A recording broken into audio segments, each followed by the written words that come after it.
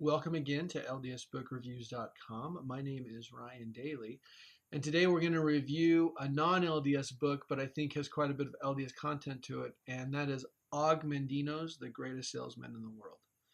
Okay, so this is probably going to be found in the self-help version or section of the bookstore, and when you read it, Greatest Salesman in the World, you can kind of roll your eyes a little bit and say, I don't really know if that's for me.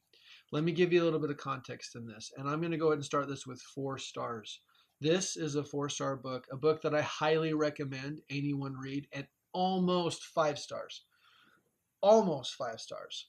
Almost a book that I would ask every Latter Day Saint to read, but I'm going to just stick with 4 because I think that that's going to capture your attention. I hope you give it an opportunity and read it.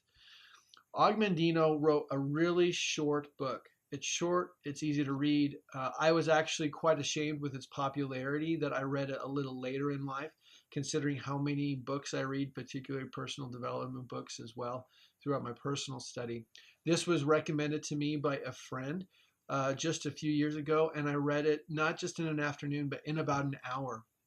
And when I read it, I quickly stopped and reread it. And I read it twice in that weekend. It is an extremely meaningful, powerful book with a clear purpose and message. And that is ultimately to help us realize and identify the potential that's inside ourselves, God given potential. Now, it is couched in a parable, it is couched in a fable. And what it's about the training of an individual to learn and develop to be the greatest salesman in the world. Or I actually probably should clarify that it's not so that he becomes the greatest salesman in the world. He learns from the greatest salesman in the world, and then later at the end, the lessons are applied in a very Christian concept and tone. I was originally reading this book to find a personal development book for business that I could give to leaders in my organization. It was recommended to me for the purpose of business. I was disappointed that Jesus showed up at the end. It made it very difficult for me to give the book. The last character, spoiler alert, is going to be Paul the Apostle as he teaches about Christ.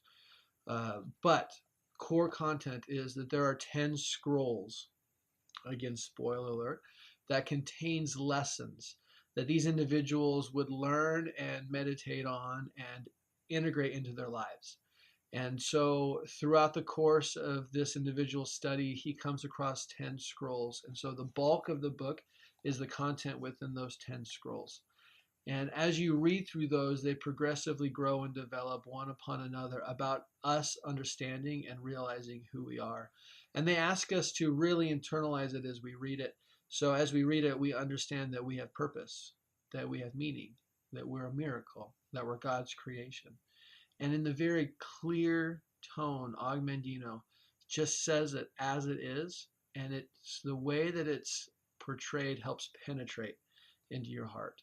Um, Again, the title can put people off. The Greatest Salesman in the World. It sounds like a salesman book. I've seen a lot of people use it in business at times or in other personal development, but it is hands down straight personal development. A book that a lot of people can be benefited by. So I actually have copies of these at my house all the time. And I buy them somewhat in bulk, and I give these to individuals and ask them to read it, and we discuss it.